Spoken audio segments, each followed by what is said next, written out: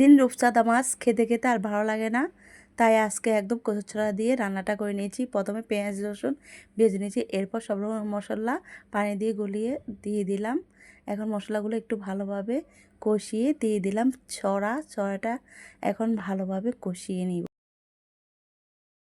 ছড়া ভালোভাবে কষিয়ে নিয়েছি, এখন ঝোলের জন্য পরিমাণ মতো পানি দিয়ে দিব।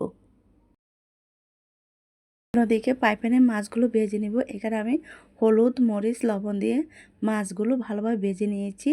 এখন ঝোলটা ফুটিয়ে আসলে এক এক করে মাছগুলো দিয়ে দিব। সবগুলো মাছ দিয়ে দিলাম। এখন কিছুক্ষণ রান্না করে নেব। সবসময় রূপচাঁদা মাছের ভাজি ভুনা খেয়েছি, কিন্তু ছড়া দিয়ে কখনো খাইনি, তাই এই প্রথম ছড়া দিয়ে রান্নাটা করে নিয়েছি। অনেক মজা হয়েছে খেতে। আমার রান্নাটা প্রায় শেষ হয়ে গেছে, এখন নেড়ে চেড়ে নামিয়ে নেব। আর রান্নাটা যদি ভালো লেগে থাকে লাইক কমেন্ট শেয়ার করবেন। ধন্যবাদ সবাইকে।